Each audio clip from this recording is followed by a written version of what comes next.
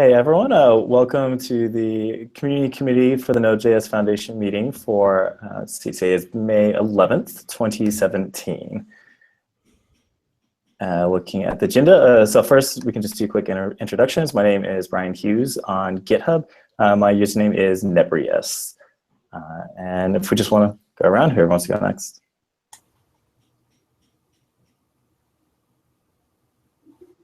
Can also call it. So we'll just go in order according to what I see in the window. That's where that's coming from. So Ashley? Hi, my name is Ashley. I'm an individual membership representative on the board, and I work at NPM. Cool. Gregor? Hey, I'm Gregor. I was invited to the community committee. I don't know exactly how I can help, so that's my first call. I work for Neighborhoody. All right, Michael? I'm Michael Dawson. I work for IBM and participate in a number of the work groups throughout the community, and I'm just listening in for the first time. All right, Penny? Hi, I'm Penny. I'm here today as an observer because I'm interested in joining as a member. And I work at Envision in Germany, not the big one, the other one.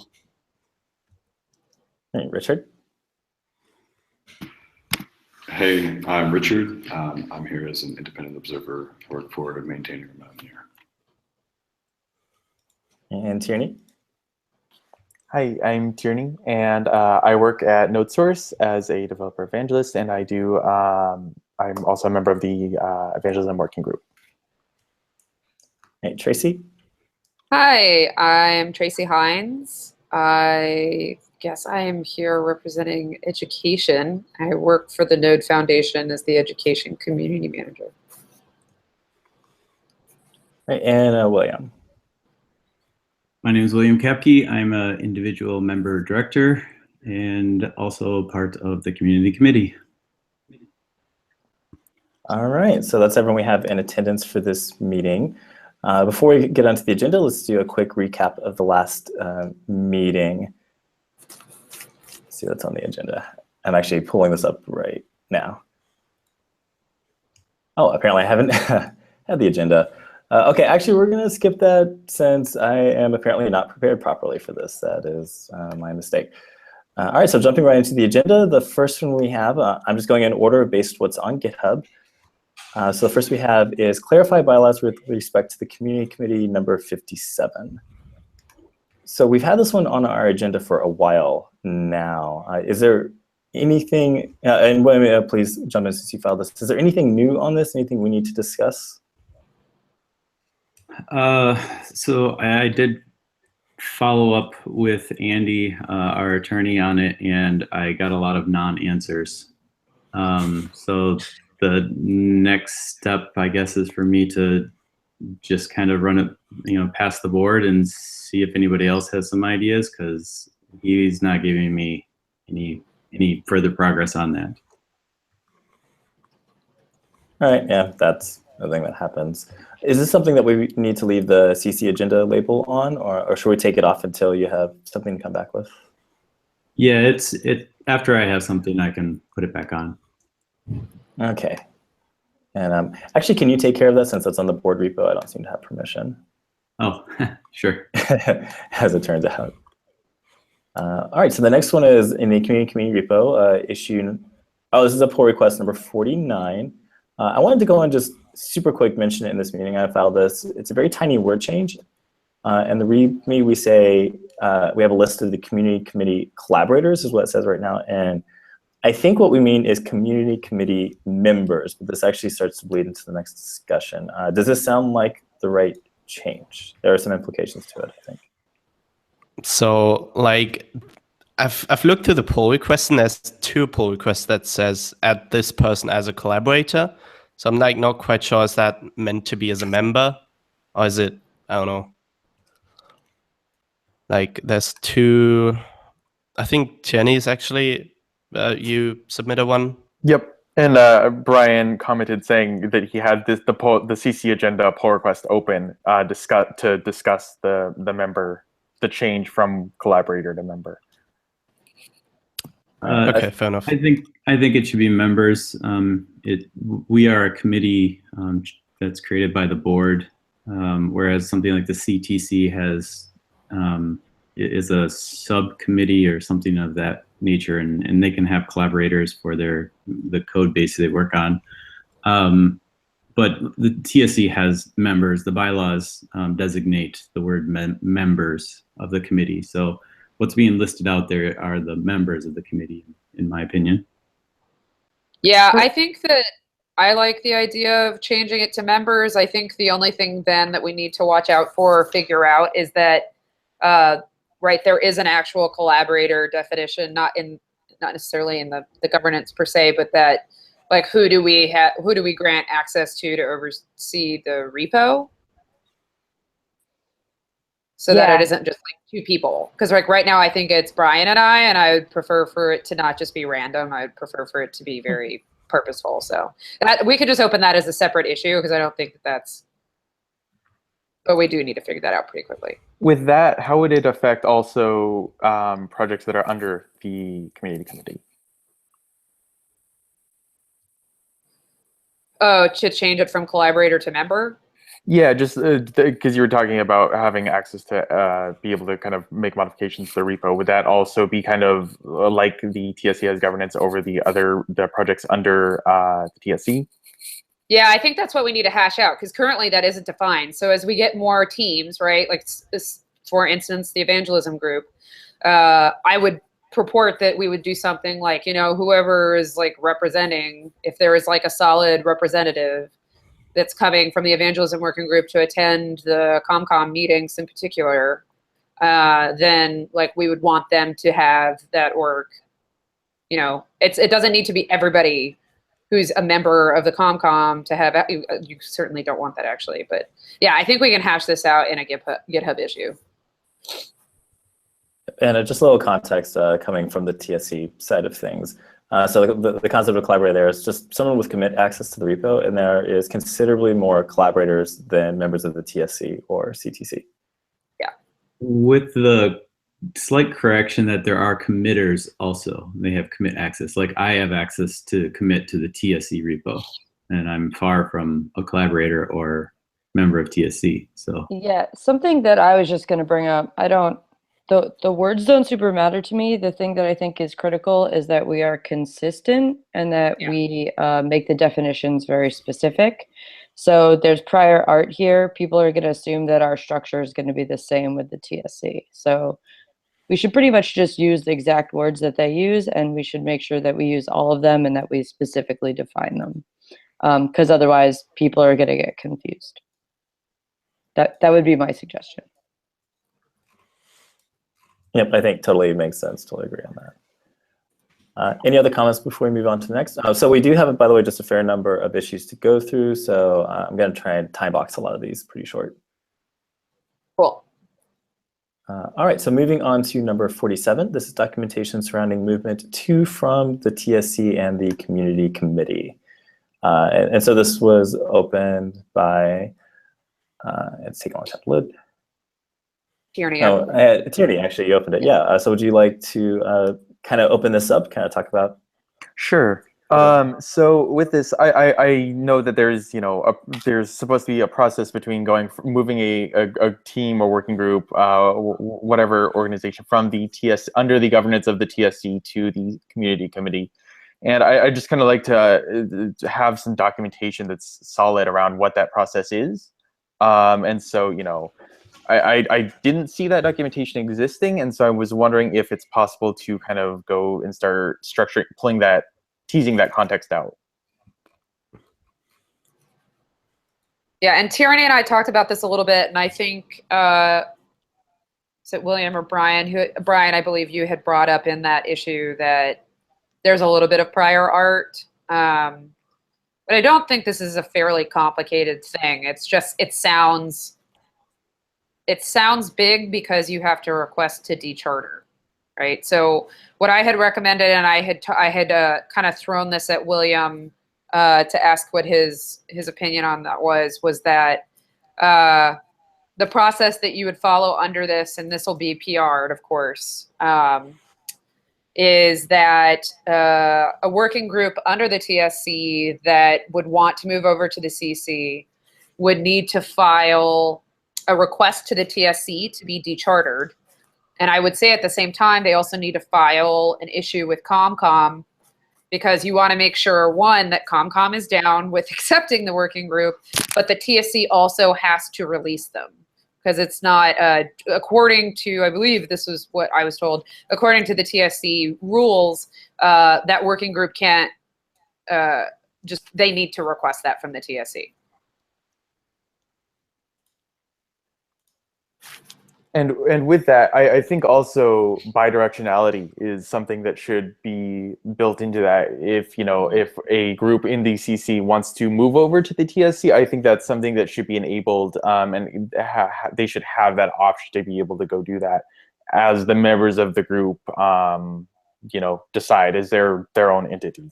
I think that should be a bidirectional process, and so that's part of the context that I was trying to help kind of tease out there and see if we can define that process. So even getting some feedback on the steps that are involved by the people who have been kind of involved with this process the whole way would be very helpful. And I'm happy to submit a PR and with an initial draft of that, just to see if we can kind of get that ball rolling. Yeah, I think that sounds like a great idea. I think the steps are largely known. And like I linked to, the inclusive working group, which has gone through those steps. So yeah, maybe just kind of codify some of those. Okay.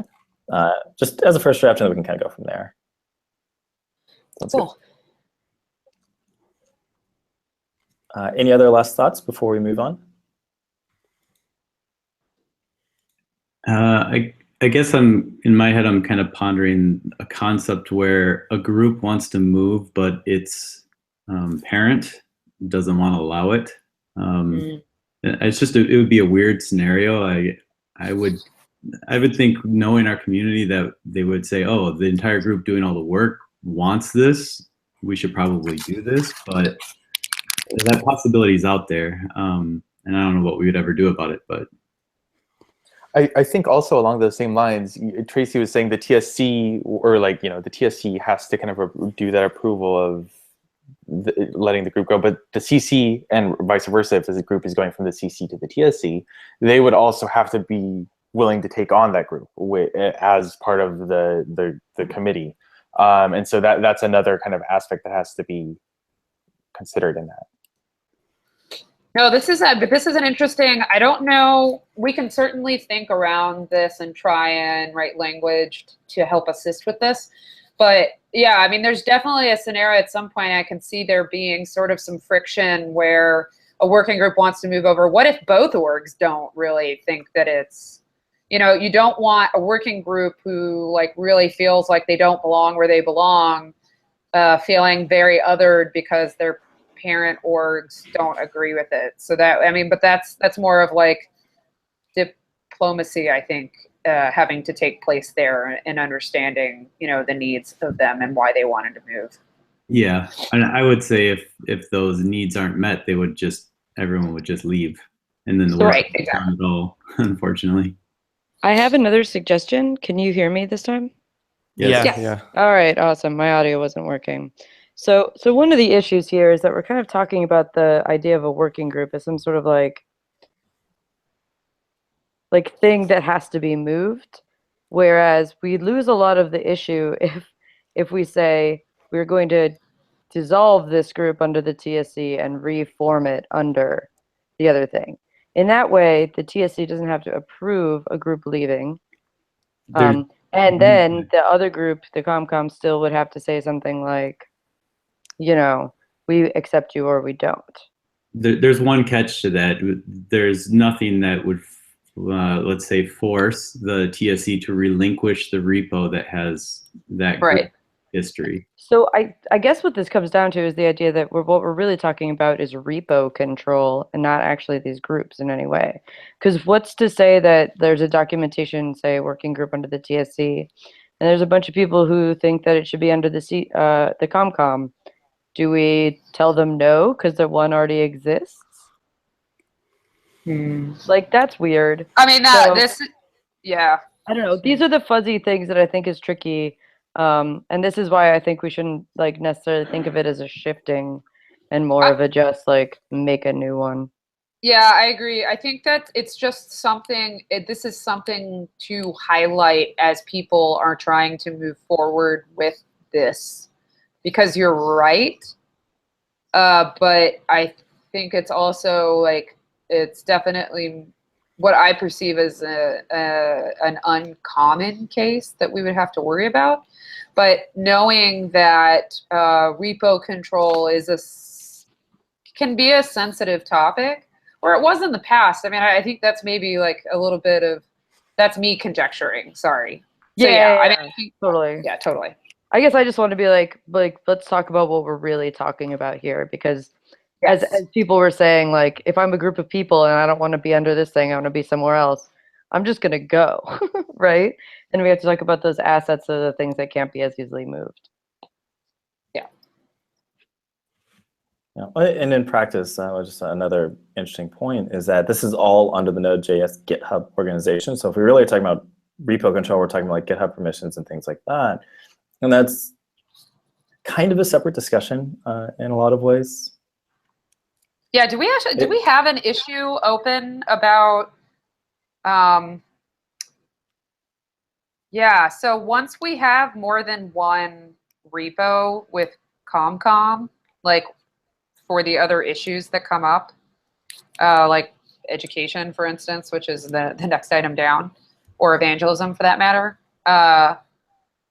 I know that there's just like verbiage that we can attach to the README saying like it's, you know, under the organization of the CommComm, but I don't know. I think that still is something that we have to broach with the TSC, because this ownership hasn't, that actually hasn't taken place yet, right? Like this is unprecedented for the TSC. So I want to make sure that this isn't a surprise to anyone where they go and like it is assumed that generally speaking, you know, I know that the scope has been limited, but things in the GitHub org tend to be the TSCs.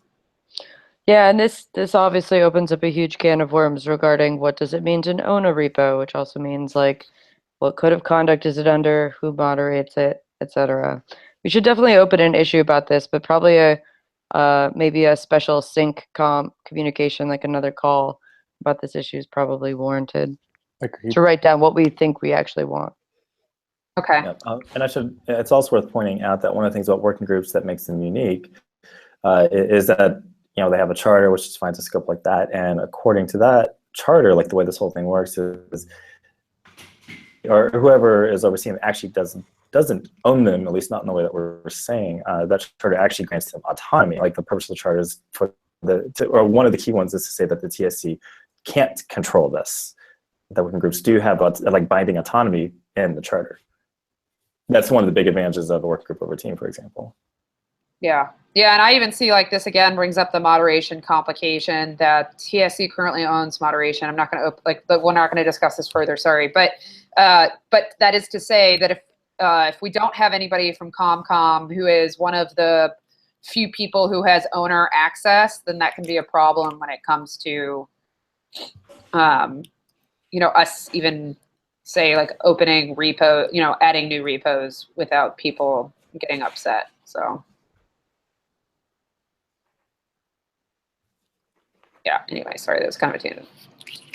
Right, so I think this is a good segue to go into the next item, which is number 46, request to move Node.js/education under CommComm. So this is kind of our first real example of figuring this out. And now what's interesting about education, though, is the education repo is not actually a chartered working group. That's my understanding. Anyways, correct me if I'm wrong. That is correct. So this procedure will actually be different than moving a working group over. I suspect it'll be a lot easier, actually. And yeah, I mean, as far, yeah, sorry, go ahead, William. It is defined in the TSC scope section. So education is? Yeah, education is. Okay. Yeah, at the time we created that list, it was like the TSC, or the choice was either it's under the TSC or it's sort of like floats in the ether and no one really knows who owns it. Because there was no one else to own it at the time. Well, I guess the board. Sure. Not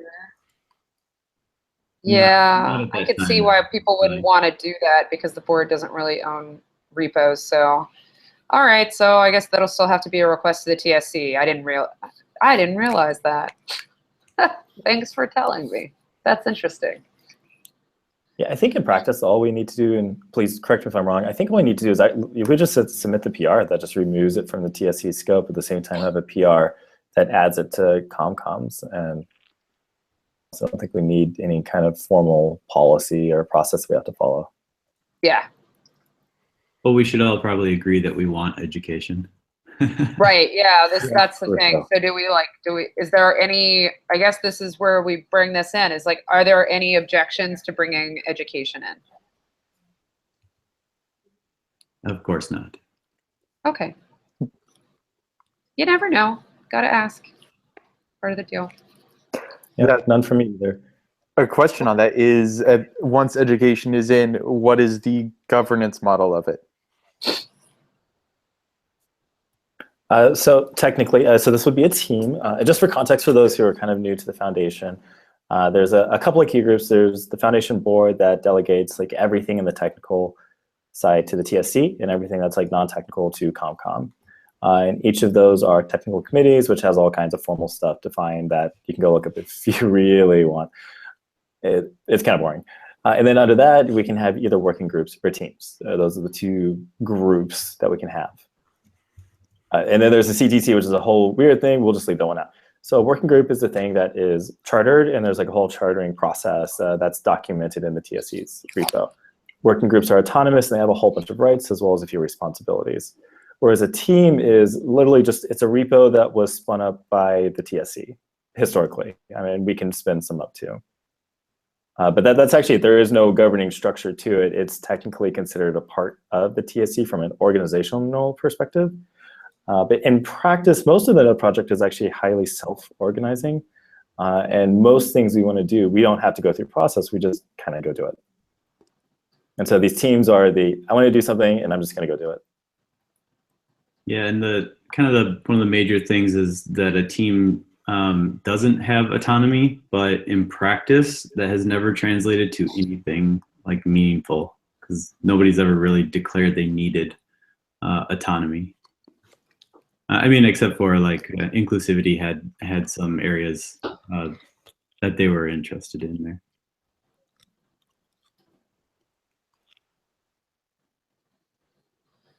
There's some people I think had a hard stop. There's a couple minutes left before that hard stop, I think.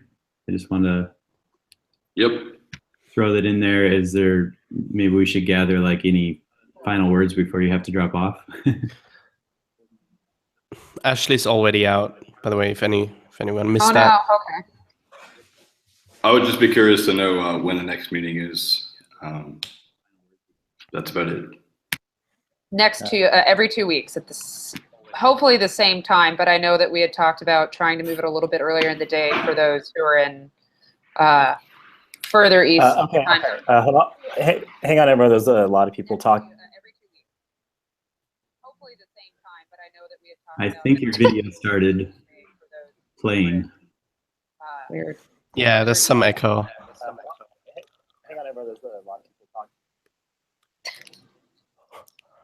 Yeah, if you have the YouTube feed open on another screen, sometimes it starts playing. And on that note, there are no comments so far from the watchers, 6 watchers. Okay, all right. Sorry, I think that actually was on some reverb on my end. That got a little strange. All right, so people who need to leave, is there any specific issues that people who need to leave need to discuss? We can go and prioritize those and take those on next. I think they all left. Richard already left. Okay. Yeah. Okay. All right, so next up we have is number 45. This is expanding the Node.js collection reviewers. Hold on. I think. Where did I'm getting too many tabs open. I think that was yeah. Cool. So this stemmed from the Node.js Foundation Marketing Committee call. Basically, there's Zibby Keaton from the Linux Foundation, from the Node.js Foundation. I'm not sure what her official position is, employer, but she requested that, you know, the possibility of maybe having more people from the community contributing to the Node.js collection, and by that I mean editing. And so that responsibility has fallen on the evangelism working group so far. And I brought up the possibility of the community committee contributing to that. So I kind of wanted to tease out if we could do more collaboration on that, and maybe either have Zibby cross-post her weekly updates on basically what has been submitted, and then time for review, because there's a limited window in which we try to review these posts that people submit to the collection. And there's far more than we expected initially.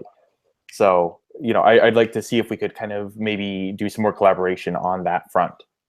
Yeah, and so I can explain how the process works as is, and to say, I will note, Zibby Keaton is our one of our comms persons for the Node team internally at the LF.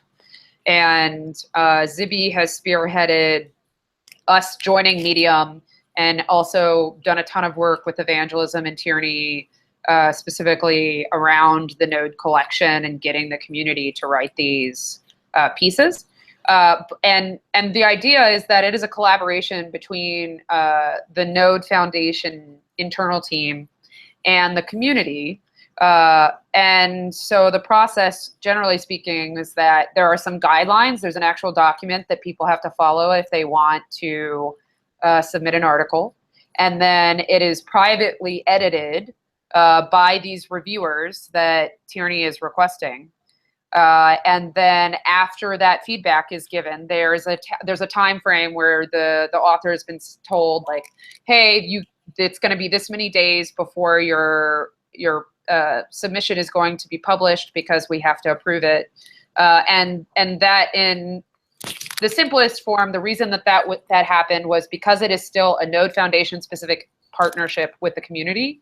There needed to be some moderation involved with the pieces going up, so that they wouldn't be, like, you know, flagrant attempts to be, like, you know, really derogatory towards Node sort of thing, like, which is a rare thing, but we still wanted to be able to make sure that wouldn't happen. And unfortunately, unfortunately or fortunately, it's been a huge success. There's a lot of people submitting writings, but there aren't a lot of people reviewing. Right, and that's exactly the problem. And so that's exactly what we're facing now. And so it'd be great to have kind of the technical experience that people in the community committee may have to go and edit for, you know, grammar, all that kind of stuff.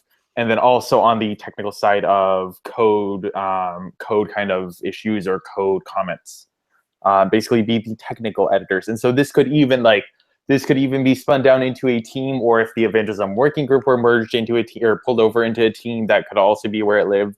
But that's kind of the path of where I'm trying to go with this, and try to make this a successful community effort that kind of we are driving. So what I can say on it is the community committee itself should be an oversight committee to other teams of working groups that will deliver the actual work, similar to the TSC. So I agree with what you're saying. Like, if evangelism moves over, that's probably the perfect team, group, working group, whichever, to keep it under, and so they have focus. Because, like, when the community committee starts like growing out, and we have maybe like Node School people that participate, they're just from outside, like, they'd be really disconnected from some of these initiatives. So that's why we want to break it off and just be an oversight committee. And that's a great path. I would definitely love to start teasing that out, maybe in the issue if we need to, how we can start going and having the CC be an oversight for a group that's doing edits or writing or contribution to the new content, but the editing side of that. And so here's what I would recommend it as some steps to take to make sure that this can happen. I think the first thing is, if the evangelism working group wants to do this, we should look at bringing them under us, moving from the TSC to CommComm. And then once we have that, the evangelism working group can look at, does it make sense for that group to continue doing this? Should we spin up a new team? And also if there's any resources that you need from the foundation itself, because the CommComm is also a conduit to the board. And so we can look at, what sort of resources do we need? What's the best way to gain those resources, and so on. I don't know, what does everyone else think? Yeah, I think that sounds good. Yeah, I think it makes sense. I'll add with in kind of a tangent of this topic. If the question were to be asked, would we like evangelism working group? I would welcome them with enthusiasm. Yeah, and so just to talk process, especially when it comes to working groups, because working groups are chartered, there's a process. They would need to be de-chartered by the TSC and re-chartered by us. And once again, we'll talk about that, the exact way we do the handout to make sure they don't end up without a governing body. But in that process, the charter is something that would be reviewed by CommComm and actually voted on. Like, there is a lot of process around that. So I think that sort of voting process, that's the really good time for us to get in and make sure that the entire community committee is on board, and if there needs to be any changes to the charter. Like, we don't have to decide that right now is what I'm saying. Yeah. Okay. Yeah. So if Tierney, if you want to put your feelers out to evangelism and see their opinion on it, yeah, please do. And I think the real benefit is, like, as far as what does it really matter who your parent is, it really comes down to focus. And so right now evangelism is next, in the same pool with people that are like concerned with build resources, hardware and things like that. And so that representation, if it ever needs to bubble up to the board, is already pretty overloaded with technical things. And so that would be my views of why to bother. Okay. Now with that, I do have one question.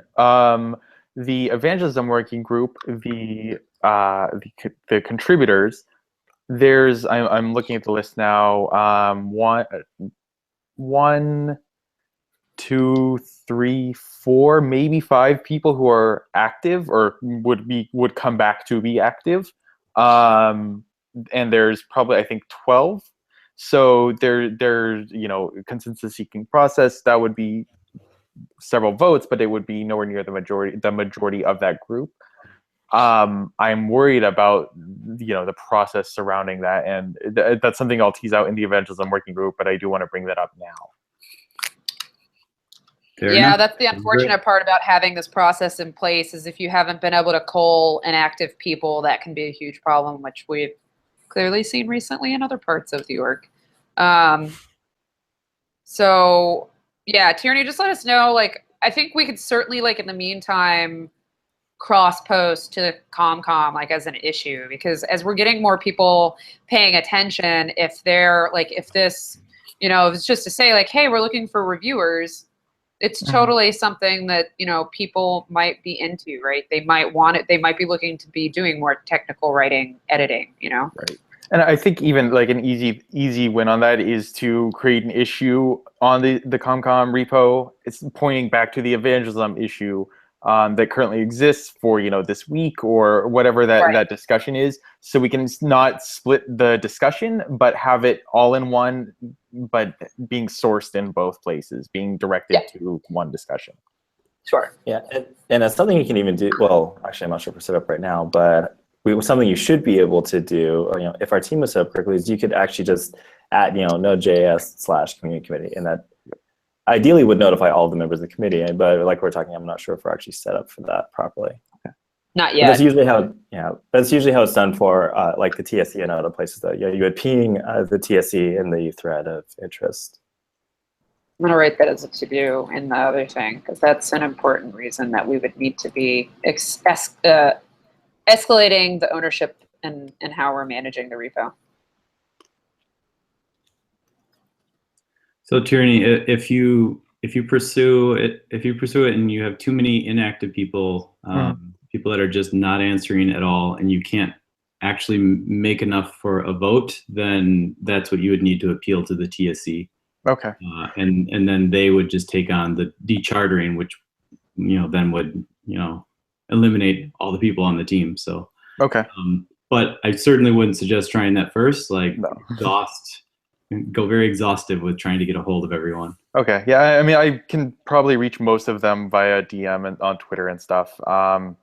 So it's possible. I don't think it should be a huge blocker, but I did want to kind of raise the possibility. Yeah, but that's an issue around the whole org. But yeah, the TSC does have the authority to revoke the charter of the working group. The working groups have autonomy. We can't tell them how to run. But the one thing we can do is revoke their charter, and which is actually what you're willing to do. So that actually is kind of fortuitous. All right, so for time's sake, I'm going to say let's go on to the next one. This is, I think, a pretty pressing one, actually. This is number 38, adding folks as members. So right now we don't have a process for adding people. It's either been asking in person, some people have filed requests. There is no formal way, and it's not at all obvious how you join. So yeah, that's something we need to define, basically. Do people have any thoughts on how we should do this and what we should do in the interim?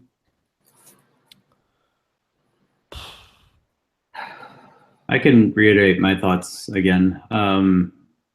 So I think we should be liberal with allowing people to raise their hand.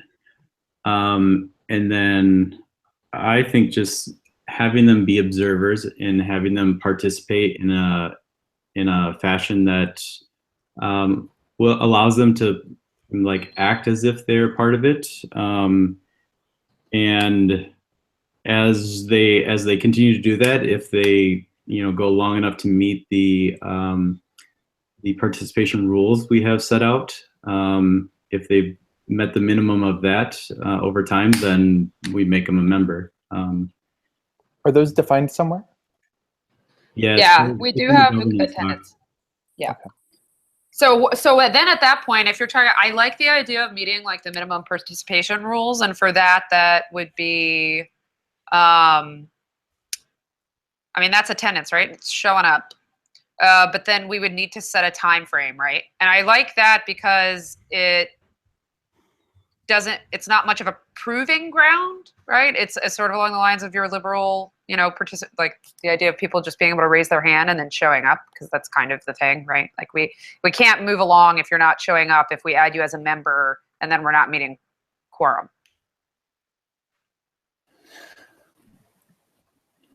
Right, and then does it include a process to remove members? If they stop attending, is that defined as well, or is it only? That's a good question. I can't remember if we got that folded in or not. I'm going to look that up really quick because I know we had discussed it. It was happening around the same time that the TSC was having to redefine that for themselves. And so let me see. We do have it in there. I was actually just looking at this. Well, we have an earlier draft of what the TSC had come up, and that actually, interestingly enough, made it into our charter, or the CommComm's charter, and it's not in the TSC's charter yet. That said, the TSC did update the charter and came to a consensus on what the final version should look like. I think we're waiting on board approval or communication between the board and TSC on that before we officially land it. But I did open up a pull request on the community committee that updates our charter to match the current version of the TSC's. Are you saying you just did that now? I did it yesterday, I think. Oh, okay. And that, okay, cool. As the pull request number 50. I believe I left some comments on that, just about wording stuff. Cool. So yeah. if we fold that in, then we'll have the rule about being able to add people, or not add people. Sorry, it at least has the participation rules that we had set, but also how people get removed. So what this pull request does, I mean, it just gets it in line with what the TSC has. It actually doesn't add or remove anything new. It basically tweaks the numbers, is what it does. The old version said you had to attend a certain percentage of meetings within a 6-month period. We actually, in the TSC, changed that to a 3-month period instead. Right. So that's basically what's in there. And there's like a couple of definitions to sort of support that clause. It's mostly just like legalese stuff. Oh, cool. And then the members shall be automatically removed. Or Mhm. we may be removed by voluntary reason. Okay, cool. Yeah, so we've got that in there. Yeah, I just wanted to make sure that so we'll figure out that PR finish, but we've definitely got the rules in there. So I think here the question is then, how long would we want someone to show up and meet the participation guidelines before they're added as a member? Whatever the minimum it is to be removed. So if it was 3 months is what's specified, then after 3 months and you met all of the participation for those 3 months, then welcome aboard. I think, was that the change that you had folded in, Brian? So they have, the removal was 6 months. Yeah, so my changes don't add anything on how to add people. In fact, the TSC has no rules on requirements for adding people, at least around that. I'm just trying to find what the number of months is of inactivity before removal, because I see an edit where that was deleted, but I don't see where that was added back in. It is in Brian's pull request at the very bottom. It says, in the case when an individual CC member within any 3-month period attends fewer blah, blah, blah. Cool. Awesome. So 3 months. Is everyone okay with 3 months then? Do they feel like it's too long? I don't think it's too short. All right. Yeah. I mean, yeah, this should be like 6 meetings about. But yeah, I think that's fine. Yeah, and it's actually not even just meetings. So meetings is one way, but it's like this or this or this. It's actually really easy to meet those requirements. It's basically just make sure, it's really just for people who've ghosted. In my opinion, just for what's worth, like for adding people, I'm all for, like, I think it'd be a good idea to create some guidelines around this, but I don't think it should be in the charter, because when it's in the charter, it's binding, and we can always see the situation where it's like, oh, we really want to add someone, they would be great, but they haven't met these rules yet, and then we'd be forced to wait. We may not want that. Okay, so the process would be person requests to join the CommComm, and they are added as an observer upon that request. Is that correct? And then after this, if they meet the participation guidelines in the 3-month window, they are then added as a member. Yeah, I think that we could, yeah, sorry, go ahead. Oh no, I just wanted to say it sounds okay, yeah. One quick question. Is it, what I think William had said that it would be that they join and act as if they were a member. Does that include things like voting, or what's? Well, they could state their opinion if they want, but it couldn't count Right. legally, actually. But one thing we might want to maybe be specific about is if we have private sessions, whether they attend or not. And a private session would be where we talk about the maybe misconduct of a member if it were to ever happen. So maybe somebody that is observing has become disruptive or something like that and isn't quite a good fit. We would want a forum to talk about that. So just a thought. So if what you say were true, would there be any difference between an observer and sort of like a member candidate that, is supposed to act like a member during those 3 months? Would there be any difference between that? Not that I can think of. Yeah. Okay, so that's basically an observer then. Yeah, observer is Okay. just the term the TSC has been using for a very long time. So Okay. sticking with the naming. And yeah, just in the Although- TSC's case, the difference between an observer and a member is voting and the fact that members always have a right to be in discussions. I mean, they could be asked to recuse themselves, but they can't necessarily be forced to. Whereas an observer is basically there at the discretion of the TSC. So sometimes we invite them to private sessions, sometimes we don't. It just it depends on context.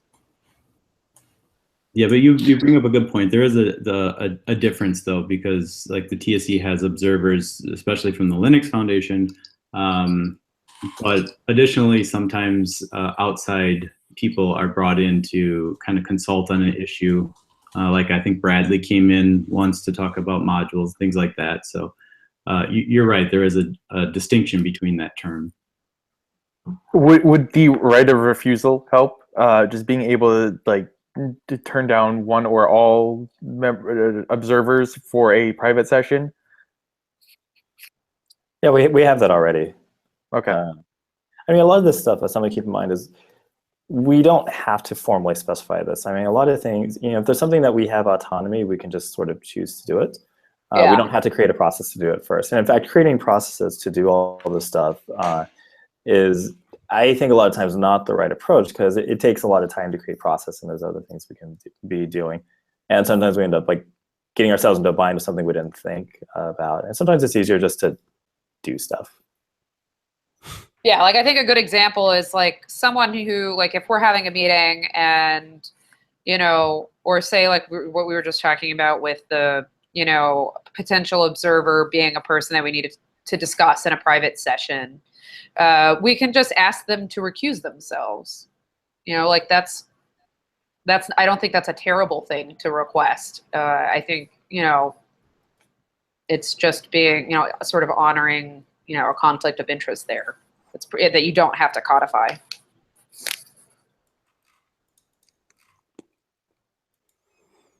I think there's some more in-depth nuances of all that, but I want to stay in time check here. Yeah.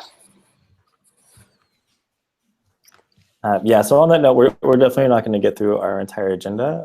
Also, some of them are fairly old, though. So after this, I'm just going to list what we have left real quick. There's moderation shortage, number 33. Elect a chairperson, number 30. Governance who has voting rights, number 21. Add some scope, stake your claim, number 13. And central communication medium for chatting in Node.js, number 11. I think we probably have time to discuss one more of these. So what is most pressing? What would we like to discuss? Probably last? the chairperson. Well, I would say in order to do the chairperson, don't we need to discuss the voting rights? Yeah. I'm unclear on what's still open on voting rights. If you're on the community committee, if you're listed in the members, then you have voting rights. Okay, that's solved then. Yeah. We'll talk about elect a chairperson. Yeah, there's still some open stuff with who has voting rights, but it's the stuff that's left is purely academic right now, so it doesn't matter. Cool. All right, so let's talk about electing a chairperson. All right, so this is something that we do need to get done, because this is something that is actually required of us by the board. So it's we're legally required to do this. Cool. So Brian, did anybody else nominate other than Brian? Did we officially open a nomination period? I'm sorry, I can't remember. I need to. Yes, we did. We did, and did the time period lapse? I'm trying to open the issue. I'm having trouble. Yes, it did. Okay, if there was only one nomination and no contenders, then Brian gets it. Yeah, unless there's an objection, right? Right. No, I don't think it even works like that. Where is that document? Although it's the TSC's charter I'm thinking of. It basically says if there are no other contenders, then there's no actual election for it. Oh, interesting. That makes sense. sort of be an empty effort, wouldn't it? Your gesture. I Unless, think like, I don't know, when you vote for, like, now, like, Yeah. that's not a thing. Cool. All right, well. All right, so one other thing on. Sorry, go ahead. Go ahead. No, you're fine, go ahead. I was going to say the other last thing to talk about, Michael brought up, which I think is a good suggestion, and I'd like to kind of present to this group, is because we're still so new and growing, Michael recommended that we set a really short term for this first chair. Just so that way, once we figure out what we're going, we can have a new election with a much clearer vision of where we're going, and what the role entails, and who's the right person for that role. Is the onboarding period timeframe of 3 months a good timeframe for that, or is that a bit long? I would say, if anything, it might be a bit short.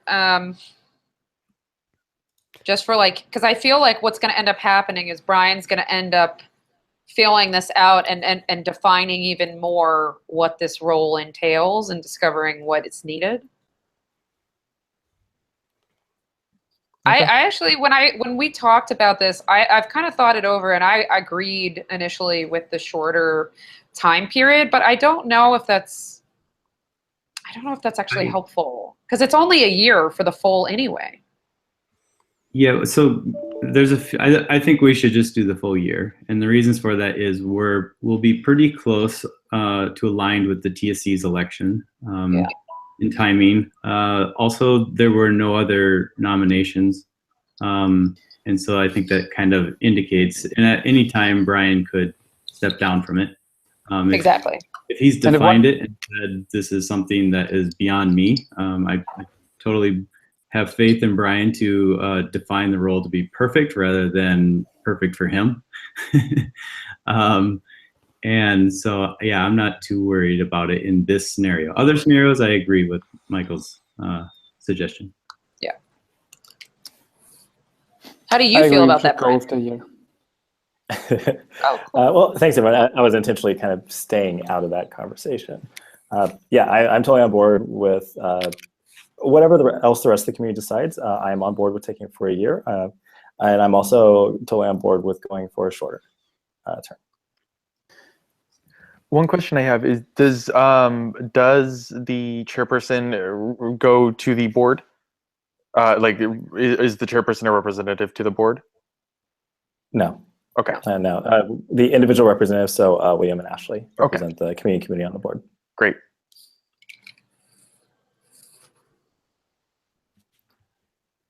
All right. So I think I don't actually remember the explicit next steps, like where and how we document that. I guess it goes in the README, but we can look at what the TSC does, and finish up the paperwork basically.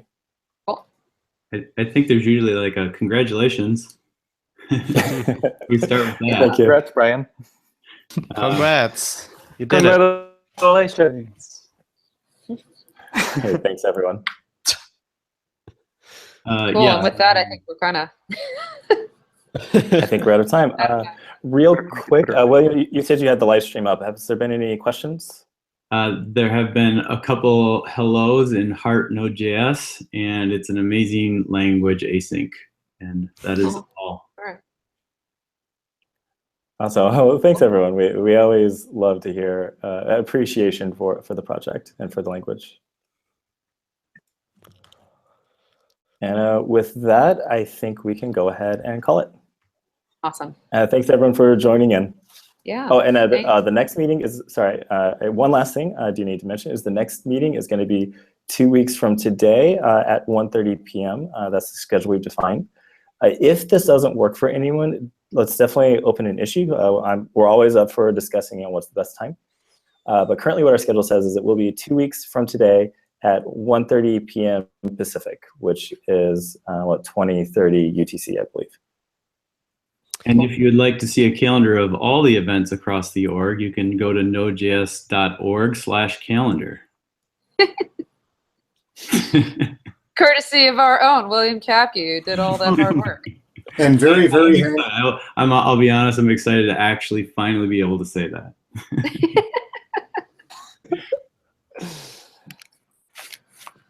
Well, thank you. All right. Well, thanks everyone for joining in, and we will see you next time. Yeah, thanks. Thanks. Bye. Bye. Bye, everyone. Bye.